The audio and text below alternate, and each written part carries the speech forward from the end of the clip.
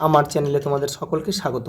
আজ আমরা ক্লাস 5-এর রায় মার্টিন প্রশ্ন বিচিত্রা থেকে বাংলার দ্বিতীয় পর্যায়ক্রমিক মূল্যায়নের তৃতীয় স্কুল সলভ করব।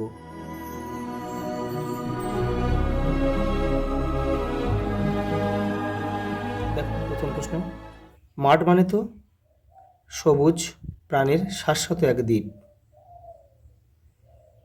পরেরটা দেখো, মৌমাছি তাড়ানোর মন্ত্র জানে ধনাই। মুকুট হয়ে ঝাঁক বেঁধেছে লক্ষ হীরার মাছ। ঝড় কবিতা ঝড় এসেছিল দুপুরবেলা। সন্ন্যাসী শব্দটি স্ত্রীলিঙ্গ সন্ন্যাসিনী। বহুবচনের উদাহরণ হচ্ছে ছাত্ররা। পরেরটা দেখো, অশ্ব কি জাতীয় লিঙ্গ? পুংলিঙ্গ। একটি উভয়লিঙ্গের উদাহরণ দাও। শিক্ষিকা শিশু, এটা হচ্ছে উভয়লিঙ্গ। কুমির আখের আগা চিবিয়ে কি দেখল? নোনতা। বনের পরীর আশীর্বাদে দ্বিতীয়বার ফণিমনসা কেমন পাতা হয়েছিল? কাঁচের।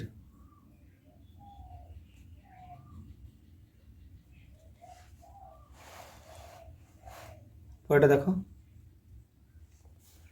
বাঘ কোন গাছের উপরে ঝাঁপিয়ে পড়ল? তবলা। কে স্বেচ্ছায় বৃষ্টি আনার কাজে নিযুক্ত হয়? ব্যাঙ। পরেরটা দেখো, কবি কাজী নজরুল ইসলাম রচিত গানগুলিকে কি বলা হয়? নজরুল গীতি।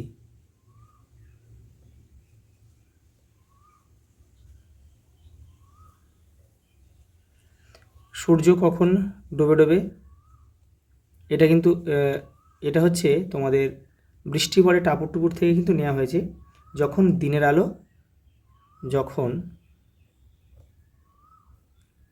দিনের আলো নিভে আসে।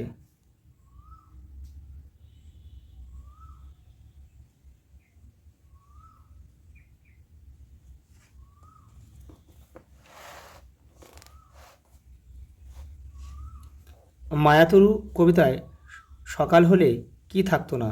মাছ। পরেরটা দেখো, ঝড় কবিতায় শিশুর দলের কোথায় পালিয়ে যাওয়ার কথা বলা হয়েছে? ঘরে।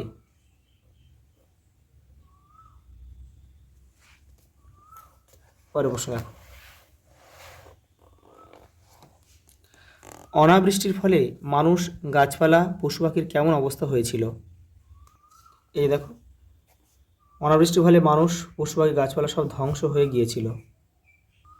পরের প্রশ্ন দেখো, গরান গাছের ফুল দেখতে কেমন? হলুদ। ট্যাঁক বলতে কি বোঝো? এই যে দেখো, এই যেটা লিখবে ট্যাঁক বলতে, এই যে উৎস রয়েছে দেখো, শিবশঙ্কর মিত্রের মধুহান্তে বাঘের মুখে শীর্ষক রচনাংশ থেকে ট্যাগ শব্দটি গৃহীত হয়েছে, এখান থেকে লিখবে। এই যে ট্যাগ, এই যে ব্যাখ্যাটা, এটা হচ্ছে মেন উত্তর। দুটো ছোট নদী একসঙ্গে মিলিত হওয়ার ফলে যে ত্রিভুজখণ্ড তৈরি করে, সেই ত্রিভুজের ন্যায় জমির শীর্ষদেশকে ট্যাগ বলে। দেখো, ভালুক হয়ে ঘাড় ফুলিয়ে করতো সে গড়গড়, কোন কবিতার অংশ? মায়াতরু। মায়াতরু। এই অংশে কে ভালুক হতো? মায়াবী গাছ। ভালুক কখন গড়গড় শব্দ করে? রাতের বেলা।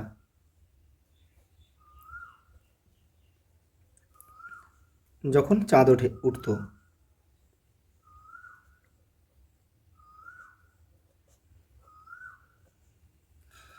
কবির ছেলেবেলায় কোন গান কখন মনে পড়ে?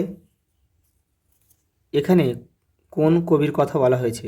দেখো, এটা মেঘলা দিনের কোন গান? মেঘলা দিনের গান। টাপুর টুপুর বৃষ্টি পড়ে টাপুর টুপুর থেকে কিন্তু এটা নেওয়া হয়েছে। দেখো, কোন গান মনে পড়ে? মেঘলা দিনের গান। কখন? দেখো, ছেলেবেলায় মনে পড়ে মেঘলা দিনের গান। মেঘলা দিনের গান। এখানে কোন কবির কথা বলা হয়েছে? রবীন্দ্রনাথ ঠাকুর।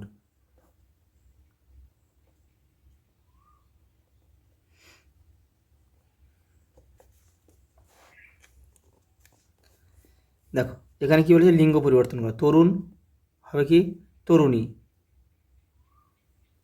তরুণী। বিদ্বান, এটা বিদুষী হবে, বিদুষী। কবি হবে, আমি এখানে লিখে দিচ্ছি, মহিলা কবি।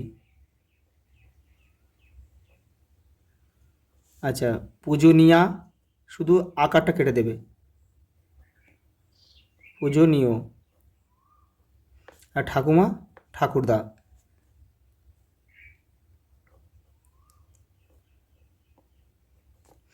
দেখো সমার্থক শব্দযোগে বহুবচনের একটু উদাহরণ দাও। দেখো সমার্থক যোগে, তাহলে আমি একটা বহুবচন উদাহরণ দিচ্ছি যে গাছগুলি বা গাছগুলো, গাছগুলো।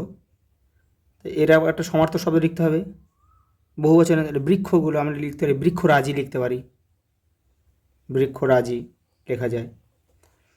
দেখো এই বিদ্যালয়ের ছাত্রাবাসে লেখাপড়া কেমন চলছে তা জানিয়ে মাকে একটি পত্র লেখো, আর গরমের ছুটি কেমন কাটিয়েছো তা জানিয়ে বন্ধুকে একটি পত্র লেখো। ভাষাভাষার পেছনে এগুলো রয়েছে, একটু দেখে নেবে তোমরা। আজ এই পর্যন্ত, দেখা হবে পরের ভিডিওতে।